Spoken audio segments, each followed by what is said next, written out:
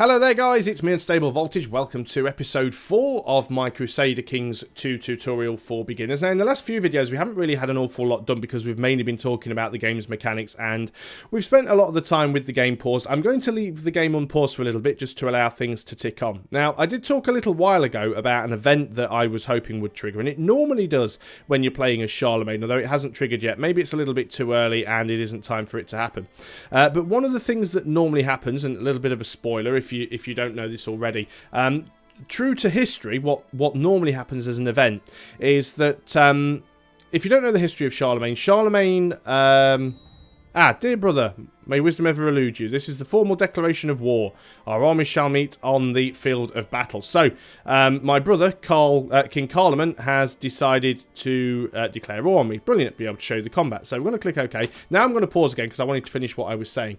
In history, King Carl, who is of West Francia, who is actually Charlemagne, and his brother, let's go into family, his brother, King Charlemagne, which is what's confusing, because Carl becomes Charles.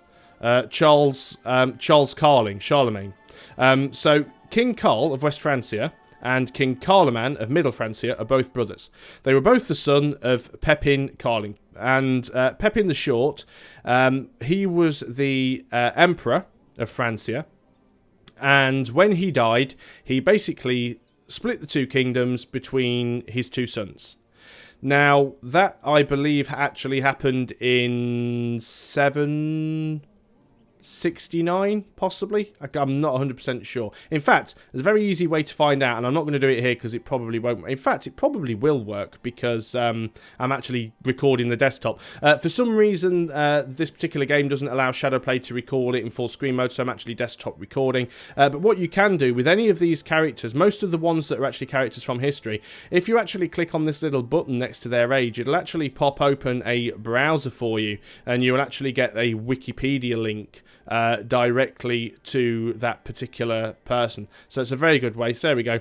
Pippin the Short, and he reigned from 1751 until his death. He was the first of the Carlingians. I'm sure it does not have all the dates down here somewhere. It would probably be much easier if I just actually went on to Charlemagne himself.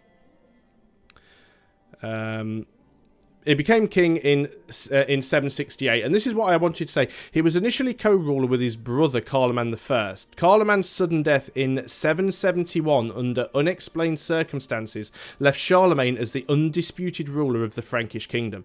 So as you can see here, if we actually look at Charlemagne, he actually has an heir now, but when this game first starts off, you are the heir. And what happens is you sometimes get an event where your mother basically goes and assassinates him. And when he gets assassinated, then the entire kingdom becomes yours. We're still going to try and do that. We'll try and assassinate him manually. But for the time being, he's actually gone to war with us. And this is a very good, very good thing for us to actually do to try and show you how warfare works. The first thing I'm going to quickly do, zoom out a little bit, and I'm going to hit the E key, which instantly shows me my allies and my enemies. Well, I don't have an awful lot in the way of allies. I'm allied a little bit with some of the guys down here in Lombardy. What I can do as well, if I actually go and click on my brother and click his realm tree up here, and I can actually see by looking at this that he has a total top levy of 3,468, and his current top levy is actually 2,994. So he's basically going to have an army of 3,000 men. Now that's 3,000 men, not including the possibility of mercenaries. If we actually have a look at him, though, we can see that he only has 58 ducats in the bank. So it's very, very unlikely that he's going to be able to purchase any mercenaries unless he's already done so. If we actually click on the kingdom of Middle Francia, which he owns, we actually see their ledger, and we can see that he isn't actually paying any mercenaries. However, he does have a retinue upkeep. So he does actually have some retinue armies there, even though he doesn't actually have any mercenaries. Now, if we go and have a look at ourselves, we can see that we can raise a current total of 4,000 something. So not a huge deal there. Now, what I could do is I could go ahead and get some mercenaries. It'd be very, very expensive for me, and I can't really afford it. One thing that I'm going to do, and this is one of the little gaming mechanics that you can do in this game, and I think I spoke about it before in one of the previous videos, is if you go into the Intrigue tab, down at the bottom, you have a couple of options here. One of these options is to borrow 300 ducats from the Jewish merchants. Now, your temple vassals will get a -10 opinion of you until you manage to pay back the 350, because you have to pay it back with interest, until you manage to pay back the 350 ducats to the Jewish moneylenders. However, if you borrow the 300 ducats, which I just have done, so I now have 482, you also have an option to expel the jury. Now, it'll give me -2 diplomacy for doing it, although my diplomacy is not terrible, but it's not great. It will give me -2 diplomacy, which can hurt a little bit. But if you actually expel the jury, you will get an extra 200 ducats from them when you expel them. You'll confiscate an extra 200 ducats. Now, you'll lose 2 diplomacy, and you will take the occasional random -50 technology point penalty for not having the Jews around, but it is a very, very good way to get a little bit of money fast if you need it in an emergency. After the Jews have been expelled for 40 years, you can actually invite them back and you can repeat the process, so it is something that you can sort of carry on doing. I'm going to click this button for the time being, which will just get my spy master to try and automatically stop some of these plots where available, because obviously I don't want to end up getting civil wars and things going on. I know that's not something that I've spoken about before, but we will just leave that running just to make my life a little bit easier in the time being. So what I'm actually going to do, now I've got some money, I am going to go and hire a band of mercenaries, because the more men that we have, the better. So let's go into the mercenary tab. We can see that we don't want to hire the most expensive ones, not by a long shot, although it would be nice to have a lot of men. We're going to try and avoid that. Archers are particularly good, so anything with archers is quite nice. Anything with infantry is quite nice. We did find that one of these guys actually had some quite good combat modifiers. Not all of them do, and it's finding the ones that actually have a decent modifier. That guy's absolutely useless. I must remember to stop clicking off that and just hit the back button. That guy has the narrow flank and the battlefield terrain modifier, so he could be quite useful. Let's just look at this guy, the Saxon band. You have a fair few pikemen. You have a lot of archers, actually. You only have a personal combat skill of 1. Well, that's not particularly brilliant, is it? What about you? You have a lot of light infantry. You have some decent archers as well. You have a really crappy martial skill, though. And you're actually craven and you have a bad morale defense. So I think what we'll do is we'll actually go and take the Swiss band, because this guy is brave. He's got some martial influence. He's got some moral defense. We'll go ahead and take that guy, I think. So let's go ahead and hire him. Now, bear in mind, as I have said before, it is quite expensive because you do pay a monthly retainer, and they start at sort of low morale. We're also going to the military screen. We're going to raise all of our personal levies. We're going to raise all of our vassals' levies. I'm going to zoom out. I'm going to highlight absolutely everyone by dragging a marquee around them, and I'm going to click for them all to sort of rally in one point, because the way this game works is safety in numbers. Another thing that I'm going to do is I'm going to click on this button that says that I can call in my allies, which is the King of Lombardy, and request that he join us in the Middle Francian claim on West Francia. Now, it says he maybe will come in. Isn't guaranteed that he will. He might tell us to bog off, but we're going to click send anyway and see what happens. So we can see that Charlemagne has already started to raise his levies. Now, he has the same problem that we do, which is the problem that his levies will start with sort of low morale. So he can't really just dogpile into us. He's going to try and consolidate all of his troops as well. The King of Lombardy won't join in our war. That's a real shame. So we're basically just going to try and move all of our troops together. They do move quite slowly, which is a little bit of a pain.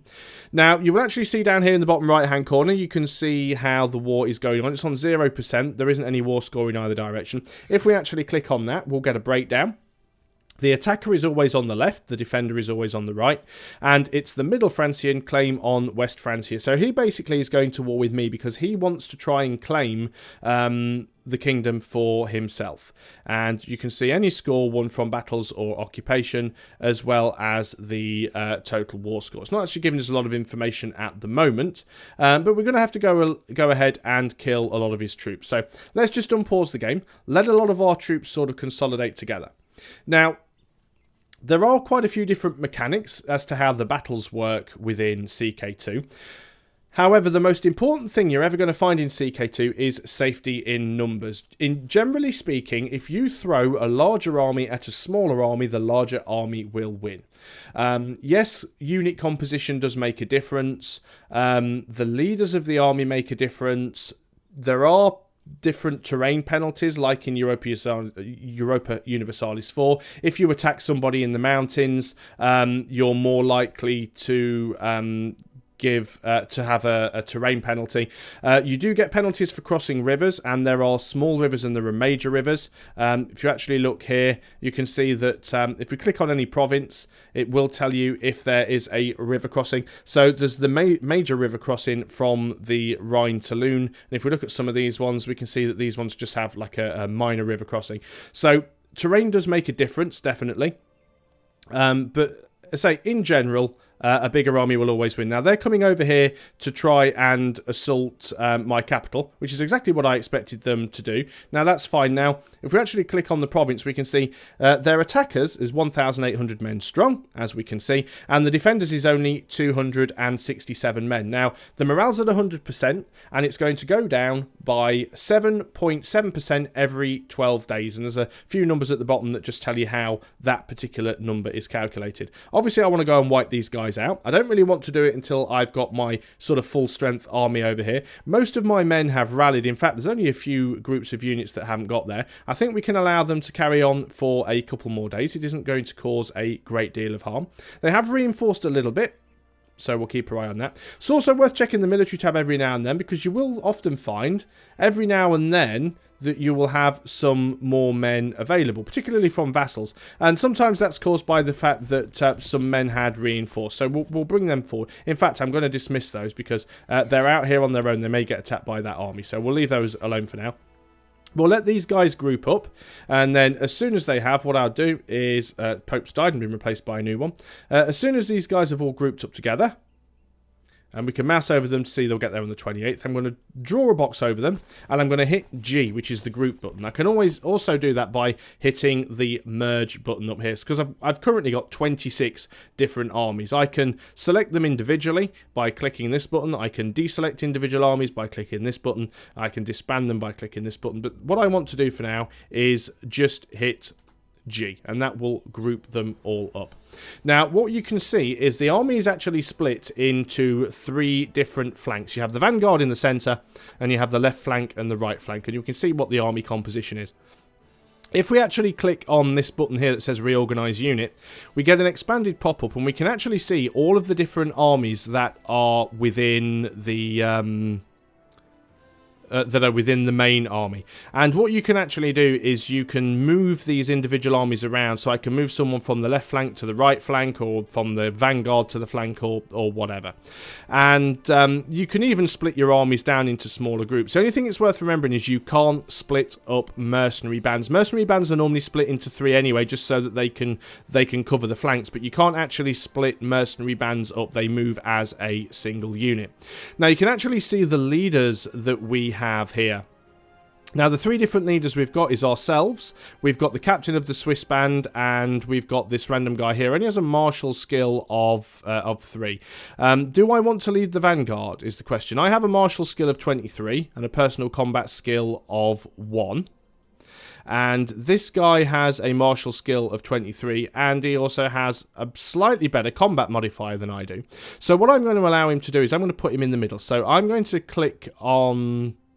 Oh, I can't do it yet. Of course, Crown Authority is too low. I can't actually assign leaders at the moment. Eventually, you'll be able to increase the Crown Authority law. And if you increase Crown Authority law, it does increase the minimum levy that you would get from certain vassals, and it will also allow you to appoint leaders. I'm going to try and vote for that. It might not go through straight away because it takes time for the leaders to vote on it, but that would actually allow me to assign leaders to the army, and that can be very, very useful. So I'm going to unpause, I'm going to select this unit, and I'm going to march in. Now, yeah, they were sieging, but they've decided to start running. I'm just going to hit pause again just to check. They're going to arrive in Amenz, which is here, on the 9th of August.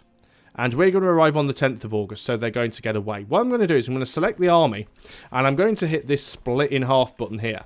And then I'm going to select one half of the army, in fact probably the bigger half, and move that to immense. So what's going to happen now is we're trolling the AI a little bit. He's probably going to stop moving because he's suddenly realised that where he's going to, he's actually getting units moving into it.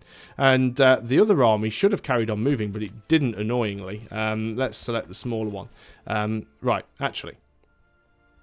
Let's select both armies and tell them to stop moving. We're then going to select the bigger army and tell the bigger army to move in here. Now, this will probably then cause him to move out, and he is doing. But he's actually retreating into French territory. So what we're going to do is we will move in and start to chase him down. Sometimes you can split your army and sort of create a bit of a pincer movement. Now, we did actually catch them because one of our armies was a little bit faster. Maybe it was made up of more cavalry, or maybe they had a leader that had a bit of the organizer skill, because sometimes that happens. So this is our army up here. Does he have the organizer skill? He doesn't have the organizer skill. Not too sure why we managed to do that. He's a heavy infantry leader, and this guy, he doesn't have the organizer either. Anyway, well, we managed to catch them, which is a good thing. Our other army is moving in. Now, we have managed to outnumber them, which is good. Now, there are several phases that actually go on. The first phase, where you actually see these blue bows, this is the skirmish phase. In the skirmish phase, archers are very, very good, which is why I like trying to have lots of archers when I can. I've got a lot more archers than they have, which means I'll probably do a lot of damage in the skirmish phase. After the skirmish phase is the melee phase, and after the melee phase is the pursuit phase. Cavalry tends to do better in the pursuit phase because, of course, what they're doing is they're running the remaining enemy troops down. Now, as you can see, the different flanks are fighting each other. So our left flank is fighting their right flank, our vanguard is fighting their vanguard, and our right flank is fighting their left flank over there. Now, you'll also see that all the different flanks have their own morale. They also have their own tactics. So the tactics that are employed are a little bit random, but they're also dependent on the leader. And they will usually give certain benefits, certain modifiers, positive and negative, to certain types of troops. So this guy's currently using the shield wall tactic. It gives his light infantry and heavy infantry a lot more defense, as well as his pikemen. It gives his archers an extra 60% attack. Now that's fantastic, because we have more archers, and archers are very good in the skirmish phase. So giving the archers an extra 60% attack is very, very good. Now, the horse archers and camel cavalry defense, well, we don't have any of those, so we're not bothered about that. Light cavalry and heavy cavalry defense, I don't think our cavalry's in too much of a danger at the moment, because they're mainly going to be at the back. Now, this guy, he actually has volley tactics. His archers attack are doing an extra 200% damage. This guy's actually got harass tactics. His light cavalry is doing an extra 300% damage, but his archers, not so much. So these actually change every so many days. As you can see, it says next tactic change in 10 days, and the following tactics can only be used by this flank. So there's a list of options there what might happen. There's a 74.2% chance that shield wall tactics is what will be picked for the next tactic. So it is very, very dependent on the leader. This guy has a 33% chance of volley tactics, a 22% chance of volley harass or harass tactics, and generic skirmish tactics. And over here, this guy has a 33% chance for volley. So they have the same sort of thing. So it's a little bit random, but this guy is mostly going to be using shield wall. So let's go ahead and unpause it. We can see the morale going down. We can see the numbers dropping. We've also gained a better understanding of military matters during this battle. So this is a random martial event. You can tell it's a martial event because it has a red border. And basically, this particular guy, is it? Duke Theodoric? No. Yeah, the Duke, he's the master of the horse in Middle Francia. Vermandois gets war knowledge, giving the following effects. Military technology speed rate, 5%. Oh, that's because he's our... Is he the marshal? I don't know. Anyway, basically, this event that's just triggered basically means we have better miller technology spread rate. I haven't talked about technologies yet, because technologies actually spread out throughout your realm. So we'll talk about that later on, but it's still good that we've got that. Let's go back to the battle. The rest of our troops have arrived. We've now actually taken over in the centre here. Still using the same tactics. Now, currently, their vanguard has got the white flag. They're actually they've given up. They've broken. And as a result, our vanguard doesn't need to attack them now. Our vanguard's now actually attacking this flank, which means we're getting a 30% flanking bonus because we're attacking them from the side. Let's allow that to carry on a little bit more. Now, their other flank has now been routed, which means that we now have two flanks. Well, two flanks and the vanguard both fighting one flank over here, and that is going to give us a bit of a better flanking bonus. The Lords of West Francia have now approved the institution of limited crown authority law. That's going to be very, very significant for us here. So we'll let this finish. We're now in the pursuit phase, and you can see that we're actually getting 270% flanking bonus because we are basically 3 flanks attacking 1. And they're pretty much going to lose all of their men. In fact, we only lost 295 men. They lost 1,489, so they took massive losses there. We've also managed to capture one of their people, which is really, really useful. We also gain the trait Patient for our maneuvers in battle. That's fantastic. Now, they haven't completely died. The unit is still there, but they are retreating. Now, unlike EU4, where they will run away and they'll try and go to the furthest province they can find, in Crusader Kings, they will only move to, they'll only move a single province. So we're going to try and chase them straight down. What I'm going to do is I'm going to select my army, and I'm going to group them back together, and now I can actually change my leaders. These buttons are no longer grey. So I'm going to put the, what's his name? Adal. Can I not do him because he's currently leading that unit? If I put myself in front of this one, that puts him in the middle. There we go. So now I'm actually on the outer flank and he's in the middle, which is probably a bit of a better composition. What we might be able to do now as well, if we actually go back to the military screen, is we can actually see that we can raise more levies. That's because that crown authority change actually gave us more men, a bigger percentage of men from our vassals. So let's move them in. But what I'm going to do is select this army, and this guy is heading down to Verdun, which is here. So let's move in. Now, there's probably is a river crossing. If we mouse over there, a river flows between this province and Verdun, so we will get a river crossing penalty. However, we've got a huge amount of men compared to them, and they're already broken anyway. This guy's running away, but that's not too much of a problem. We should arrive there before they get a chance to escape. If we had a leader with organizer, we'd be able to move a little bit faster, but unfortunately we don't. We have managed to throw down. Already we're only running on speed 2, I believe. We've already routed all 3 of their flanks. Even though we actually have the crossing penalty here, they are taking massive losses, and in fact, they are about to be completely decimated. They've only got 44 men left. Peasants have attacked my steward while he was collecting taxes. Oh, well, there's a little bit of prestige, but not the end of the world. Let's go down here and just drop some men on his army and finish that off. Make sure the game is unpaused. We've won that. We've completely stack-wiped him. Now, what I'm going to do here is I don't think we need the mercenaries now. We've pretty much decimated his army. I don't think he has anything left. We already have 47% war score just from winning those battles, which has been very, very good for us. So to save a little bit of money, what I'm going to do, and it might be a mistake, I'm going to select this army, and there's a little button that's appeared now that says split off special troops. Now, you'll have that if you have anything that isn't a levy. So if you have mercenaries, if you have retinues, or if you have special event troops, clicking that button will bring this little drop down, and this drop down only has the option to split off the mercenaries. So I want to split off the mercenaries, and now I can see here that I have this 1,499. This is my mercenary band.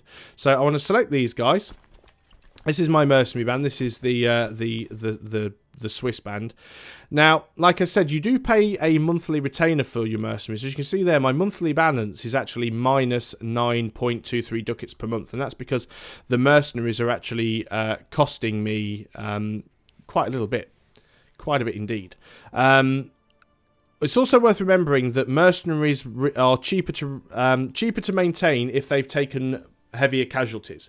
So unlike your retinues, where you pay more money when you're not reinforced because you have to pay to replace the dead men, because you're hiring mercenaries, if they're a smaller group, you pay less to hire them. But anyway, we're going to select the mercenaries, and I am going to disband that unit. Doesn't matter that they're not in my own territory, because they just go back into the pool. If we wanted to, we could go back into military, and we could go ahead and hire them again. Of course, it cost me another 150 ducats, but at least now I'm not paying them a retainer. Don't think I need to. Think we've pretty much decimated. Don't want to siege this place out, so I'm going to go ahead and I'm going to siege out the capital. I'm going to go and siege out Troy, so we're going to move in there. So as you can see, we have 5,968 attackers, and they only have 297 defenders. So they have 260 people in the garrison, and they actually have a defending levy, which is only 37 people.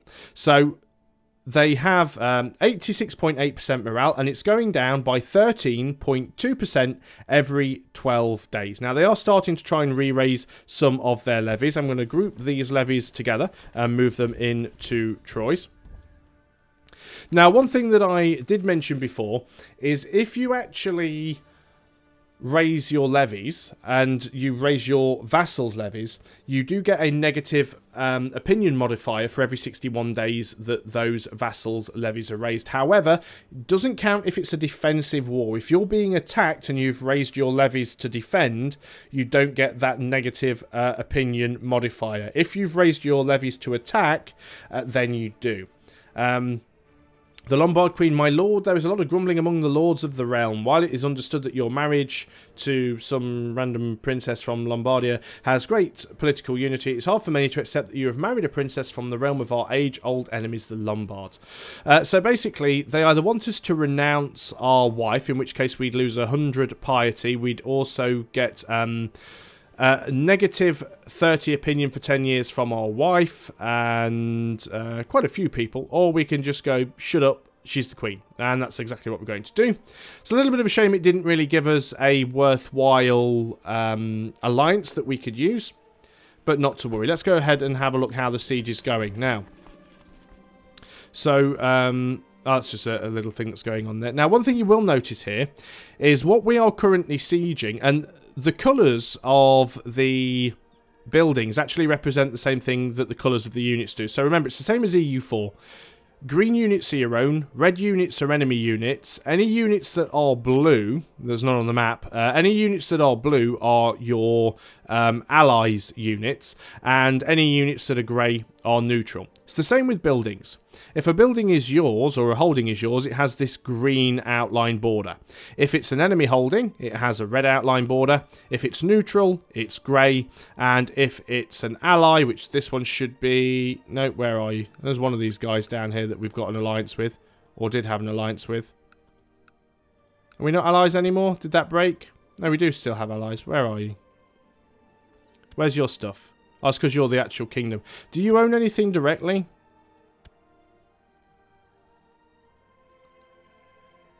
Not sure if he does. What do you own? This county? He does own it directly. It's maybe because he's not actually in the war with us, but normally anyone that's allied has a blue outline.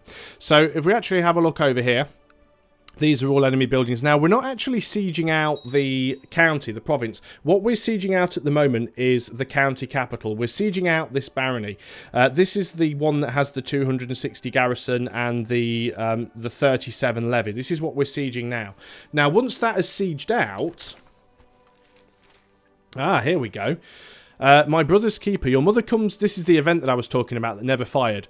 Your mother comes to see you. My son, your brother's plotting against you is dangerous. I know you love him dearly as I do, but something must be done. With your permission, I shall go and see him and do what is needed to resolve this conflict. He must not come in the way of you fulfilling your destiny as ruler of the Franks, but I fear a bloody war. Trust me, it will be better like this. You look thoughtfully at your mother, trying to read her mind, and there's this odd look of determination in her eyes. Now, before we actually do this, let me just have a quick look and see if we were to offer peace. Now, we can't enforce demands because you actually have to...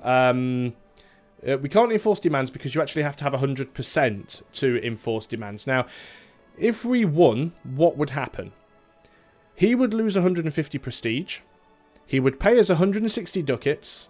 We would gain 150 prestige, and he would lose his claim on the Kingdom of West Francia. Now, it doesn't give us West Francia. It doesn't give us Middle Francia. So even if we win this war, we won't gain Middle Francia. So, yes, mother, go and sort it out. She should go and kill him off. Now, unfortunately, at this point in the game, he actually has an heir. So we may have to go ahead and do something about that. But we're going to continue to try and siege this province out here. Like I said, it's not actually the province that we are sieging out. We can group that army together now. It's actually this particular barony. What we can do is there's a button here. We can toggle between the siege view and the province view, and there's also a button here which is attempt to assault the holding. Now, if you do attempt an assault, you will take heavy losses, and you really want to have a sort of a 10-to-1 ratio of men, which we do have. You want to have a 10-to-1 ratio of men to attempt an assault, but you will lose a lot of men in doing so. This is my Chancellor saying that his mission to Brabant has so far been a success. During the visit, he's managed to make him understand that what a benevolent and peaceful ruler we really are. So basically, he gets an opinion change of +30 for 4 years. So if we now go in and actually have a look at our realm tree, and it's this guy here, he now has an opinion of us of 74. He's angry for some reason, but he should have, improved relations +30%. So it's a good way to try and keep these people happy. We'll see if we can get it to fire again. Get him up to 100%, and then we'll move on to the next guy. Didn't realise that the game was unpaused. We've actually gone and won that particular siege there, which is good. Now, what you'll notice is we only have sort of dotted lines here. The lines aren't solid all the way across, and that's because... the event's just fired. Okay. Well, let me finish what I was going to say. The reason it only had the... sort of broken lines and not the complete lines is because we'd only managed to siege out that one particular barony. And as you can see, the garrison has only got 26 men left, so it's going to take a little while for it to reinforce. What would have happened if we'd have stayed in that province is we would have actually gone and then sieged out the bishopric, then would have sieged out this city, then would have sieged out this other barony. So that's happened, that's a thing.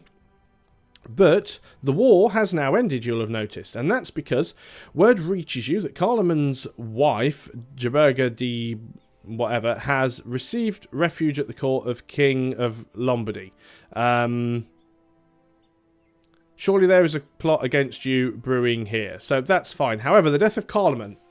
So, with the death of your brother Carloman, the prestige and honour of the Frankish kingship falls on you. He was your rival, but now he is no more. There is still much to be done, but here begins a new chapter in the story of the King of Franks. Still, he was my brother. So, that was the event that's fired off. So, now he's actually dead. It's a little bit strange. I'm not sure why his heir didn't take over, because he did have an heir, and surely that heir should have... If I'd have assassinated him directly, because he did have an heir... Because my nephew still exists, so I'm not sure why he didn't automatically inherit the throne. It's probably just because it's a special event. If I'd have plotted to assassinate Carloman directly, then there's every chance that his son would have just taken over the kingdom. But because it was an event, it actually gave the entire kingdom to me. So I now actually own 2 kingdoms. I'm the King of West Francia, and I am the King of Middle Francia. Now, it does say that we're over our vassal limit, and that's something that we will have to go and sort out in the next video, because it's a very important thing to do. But because he's now dead, the war is over, so I'm going to go in straight the way and lower all of my levies, because I don't need them anymore, and that gets rid of all our troops. So, in the next video, we'll talk about a couple of things. We'll talk about plotting, and we'll also talk about vassal limits and domain limits and the way they work. So, thanks a lot for watching, guys. I hope you're still finding these CK2 tutorial videos useful, and I'll see you on the next video. So until then, goodbye for now.